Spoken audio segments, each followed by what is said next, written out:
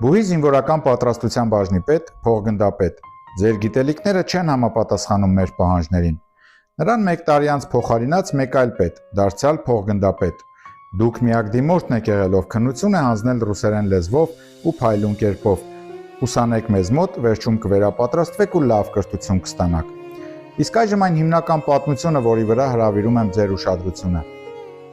Հայրս երկար տարիներ դասախոսել է Գյումրիի մանկավարժականում։ Ինձ միշտ ասում էր, եթե նախընտրես իմ դասավանդած բուհը, երբեք չմտածես, որ օգնելու եմ քեզ թե ընդունելության, թե սովորելու, թե հետագայում աշխատանք գտնելու հարցում։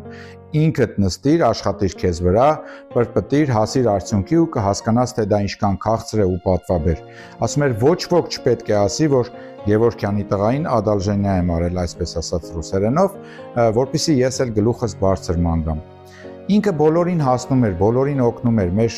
շրջապատին, իր ծանոթներին, քաղաքում մեծ հեղինակություն վայելող մարդ էր, բայց մեր հարցում իր զավակների չափազանց խիստ էր ու դա ուներ իր պատճառները։ 94 թվականին, սակայն ես երբ պետք է ընդունվեի ինստիտուտ արդեն ընդունելության քննություններին էի պատրաստվում, հայրս արդեն չկար, 91-ին մահացել էր, այդ ծանր տարիներին, դժվար տարիներին ու մենք հնարավորություն չունեինք վճարովի ֆակուլտետ նշելու, այդ պատճառով միայն պետպատվերի 4 ֆակուլտետներ էինք նշել, սակայն ստացվեց այնպես, որ հենց այդ չնշելը չարխաղ խաղաց, մենք վճարովի համակարգում, ինչպես նշեցի, չէինք կարող այդ վճարը ապահովել ու ես դուրս մնացի ինստիտուտից միայն այդ պատճառով։ Ու հիշում եմ զինվորական պատրաստության քննության օրը, երբ այդ բաժնի պետը ինձ տվեց հարցեր, որոնք տալիս են հետո ինչպես պարզվեց ռուսական մասնագիտացված ռազմական բուհերում, իսկ հայկական մանկավարժականի բազայի վրա ստեղծված մի մասնաճյուղում, ստորաբաժանումում նման հարցեր տալը նախ արգելված էր, հետո էլ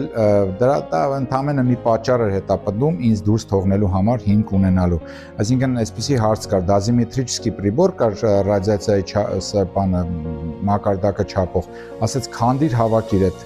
սարքավորումը, դա անհնար էր, 100 քանի դետալ ուներ եւ դա շատ լավ պատճառ էր ինձ դուրս թողնելու, քանի որ դա էլ ասեմ, շատերը այդ ժամանակ այլ ձևով էին ընդունվում ինստիտուտ, հասկացակ երևի ինձ, իսկ ես իհարկե չէի կարող այդ ճանապարհով գնալ եւ հետո հորս հիշատակի հանդեպ անկեղծ չէր լինի դա, արդար չէր լինի, եթե անգամ հնարավորությունս ներեր։ Մի խոսքով ու ասես դուք չեք համապատասխանում մեր պահանջներին, սկզբից շատ ընկճվեցի, բայց հետո հասկացա, թե ինչու է այդպես ասում, դա ուղղակի պատճառ էր ինձ դուրս թողնելու ու դա կարծես ինձ իսկապես լրացուցիչ լիցք տվեց, որ հաջորդ տարվա համար ավելի լավ պատրաստվեմ, ու առանց չափազանցության ես 1 տարի տանից դուրս չեմ եկել, անգամ ընկերներիս չեմ հանդիպել, մորս հորդորները անգամ որ